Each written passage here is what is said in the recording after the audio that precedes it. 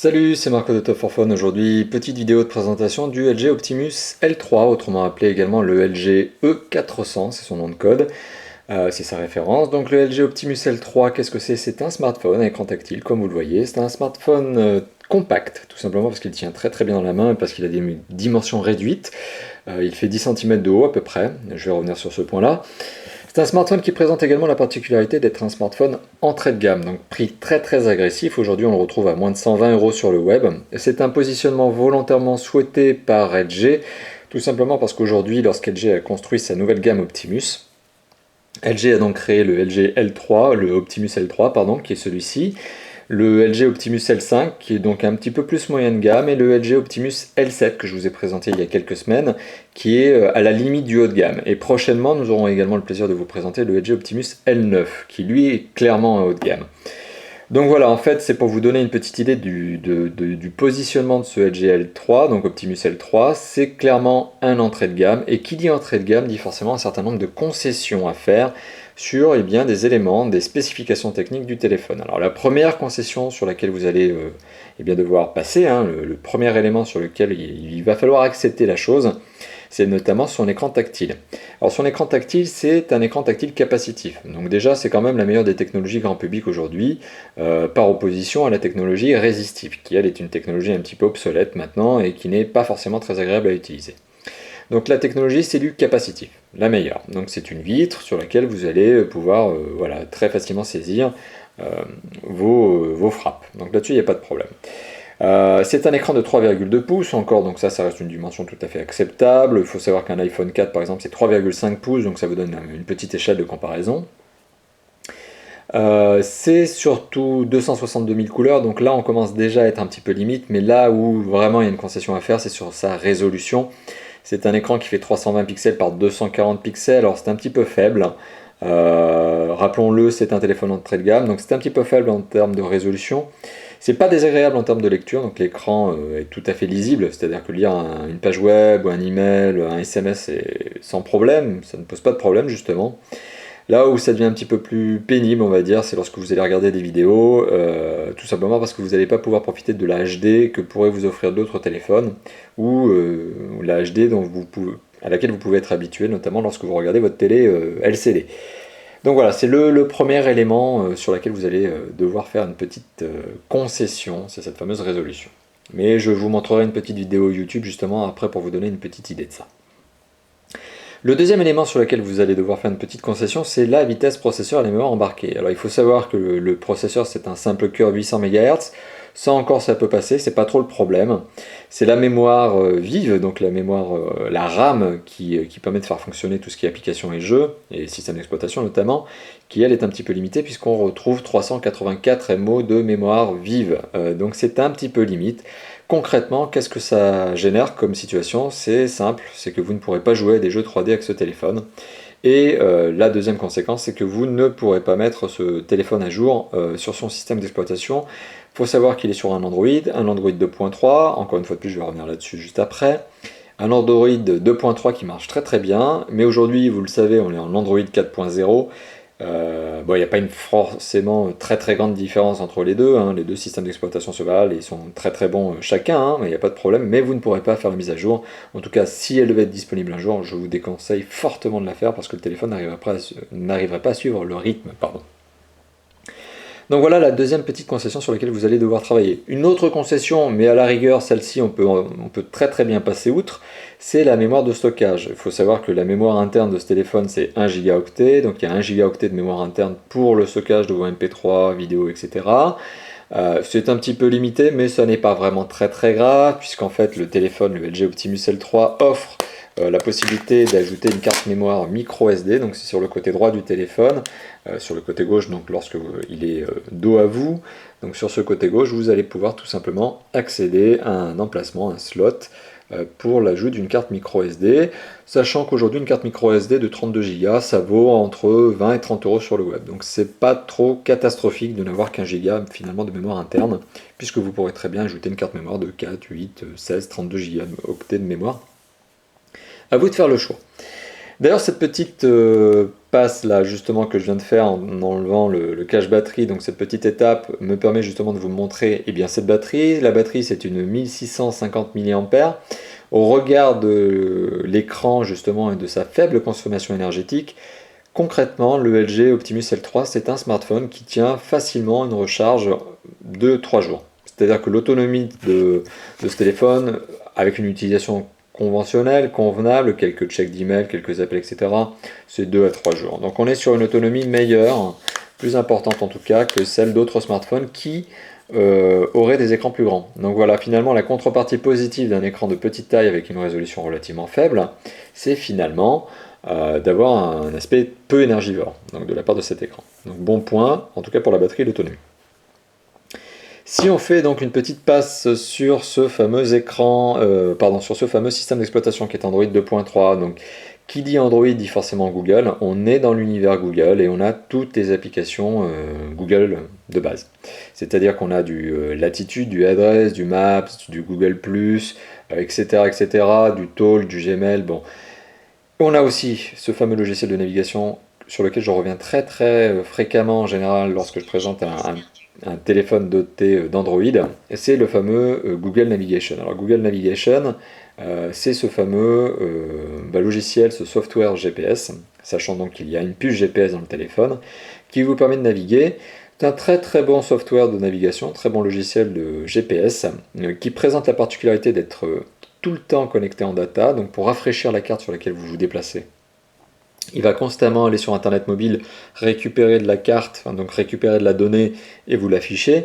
Donc ça c'est la petite contrepartie finalement de Google Navigation qui est gratuit, c'est le fait qu'il va tout le temps checker de la data. Donc attention, si vous êtes à l'étranger, ça va vous provoquer des frais d'itinérance, donc abstenez-vous d'utiliser ce logiciel.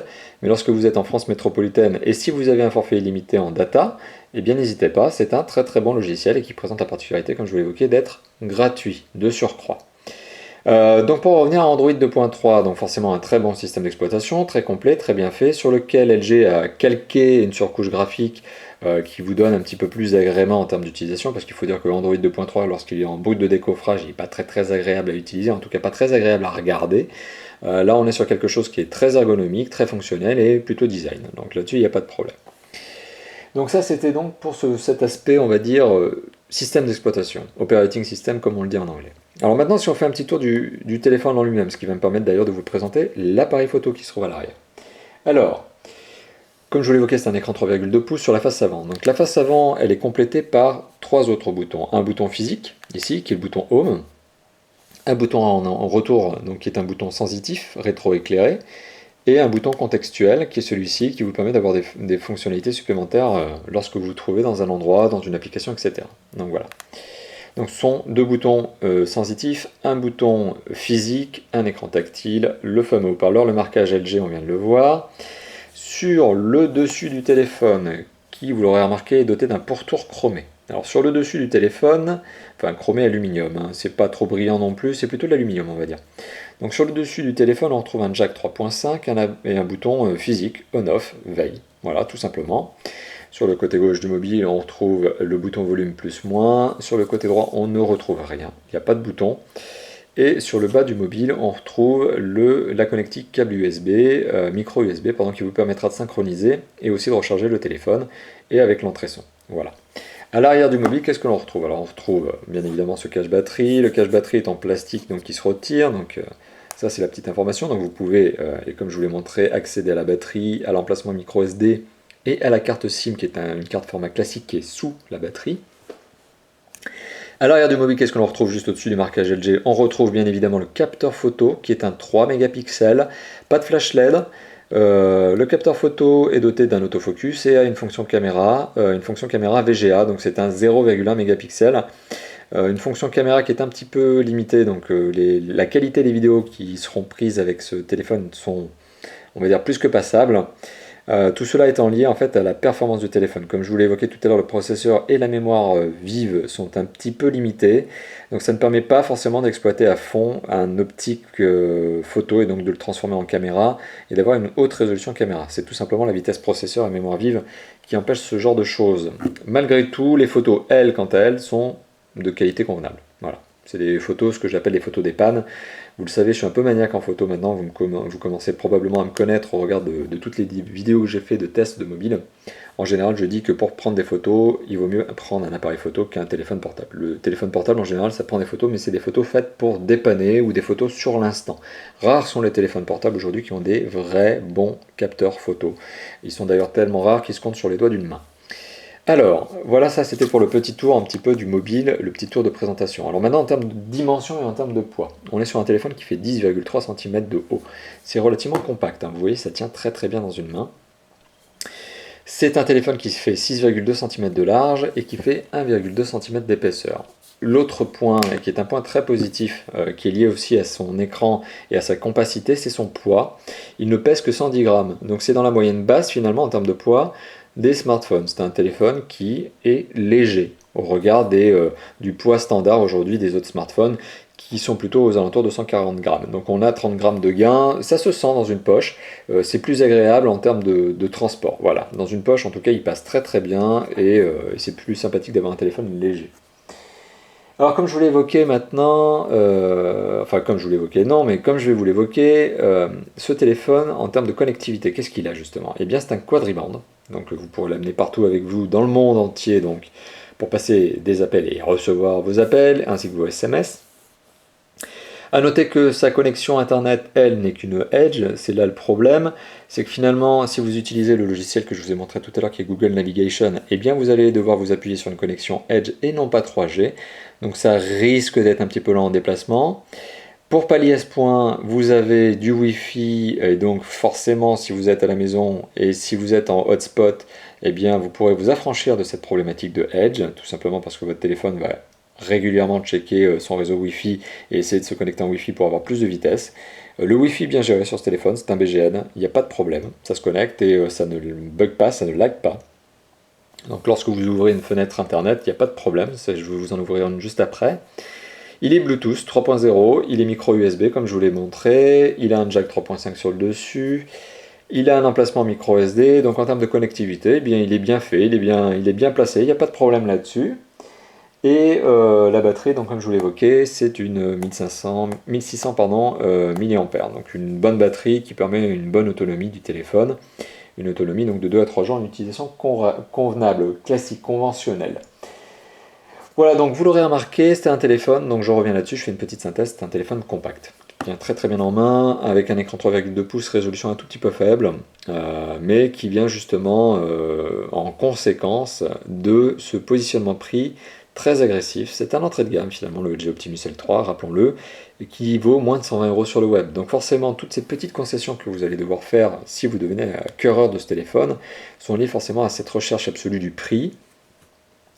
Donc concrètement, qu'est-ce que c'est que ce téléphone? Est-ce qu'on vous le recommande? On vous le recommande, oui, sans hésitation.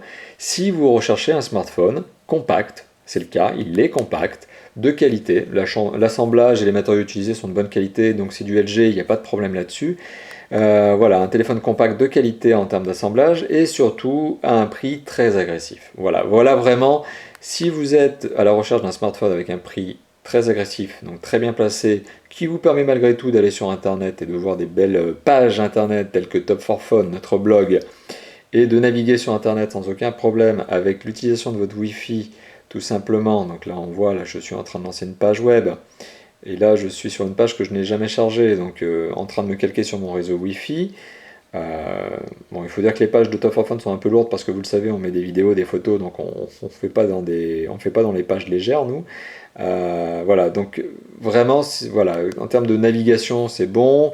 En termes de lecture vidéo, d'ailleurs, je devais vous faire voir une petite vidéo. Et bien justement, je vais lancer une petite vidéo pour vous montrer un petit peu la qualité. Donc c'est l'un des points sur lesquels vous allez devoir faire une concession, c'est cette fameuse qualité de vidéo. Et bien si vous regardez voilà, une vidéo HD, et bien vous allez vous rendre compte finalement que c'est là où ça fait un peu mal, quoi. C'est que vous n'allez pas regarder de la vidéo pendant des heures et des heures.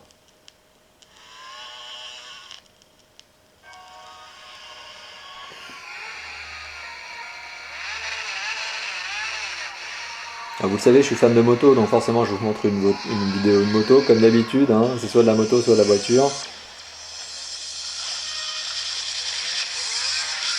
Alors notez que le son est de bonne qualité, c'est assez contrastant en fait. Le haut-parleur est relativement bon. Le seul problème, voilà, c'est cette fameuse résolution qui est un petit peu limitée. Mais c'est un entrée de gamme, rappelons-le.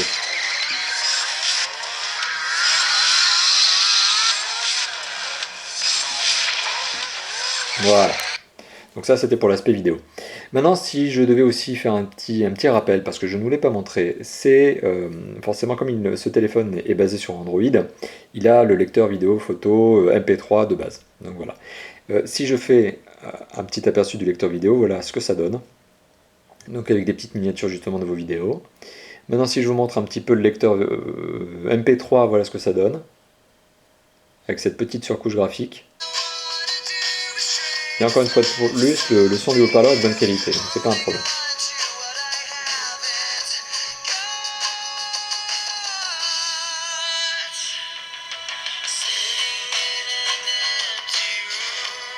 Voilà. Et vous l'aurez remarqué, il y a un accéléromètre qui permet de passer du mode paysage-portrait, portrait-paysage assez facilement. Ben, c'est assez facilement, tout simplement automatiquement. Bon, là il n'y a pas de problème. Et il y a aussi un fameux logiciel de lecteur il y a un lecteur photo, je vais y arriver, hein, excusez-moi j'en bafouille. Il y a un fameux lecteur photo, une visionneuse qui vous permet de regarder vos photos et vos vidéos. Donc voilà, encore une fois de plus, tout est là, rien ne manque. On a juste, forcément rien ne manque, mais on a juste quelques concessions à faire sur chacun des éléments de performance de ce téléphone. Si on le confronte forcément à un moyen de gamme haut de gamme, et comme ça n'est absolument pas son positionnement, rappelons-le, c'est un téléphone qui finalement soutient très très bien la comparaison avec d'autres entrées de gamme et qui est très bien placé en termes de prix, 120 euros. Voilà, merci d'avoir visionné cette vidéo. Comme d'habitude, elle sera publiée sur YouTube et sur notre blog top-fort-phone.fr, une URL que vous verrez en haut à droite de cette vidéo. N'hésitez pas à commenter la vidéo, n'hésitez pas à commenter mon test, la manière de présenter le téléphone en lui-même, ce que vous en pensez. Est-ce que c'est un téléphone qui, selon vous, semble être adapté à vos besoins ou pas du tout? Est-ce qu'il semble, selon vous, adapté aux besoins finalement d'un public? Ou alors est-ce que pour vous c'est une ineptie que d'avoir sorti ce téléphone finalement? Est-ce que LG a fait une boulette ou pas? Personnellement, vous l'avez compris, je dis que non. Pour moi, c'est un très très bon téléphone, très bien positionné, très bien né. Voilà, mais en tout cas, n'hésitez pas à commenter, on a toujours plaisir à lire vos commentaires. Sachez également en général que l'on répond en moins de 24 heures à vos fameux commentaires. Voilà, eh bien écoutez, merci d'avoir visionné la vidéo, à bientôt, ciao ciao.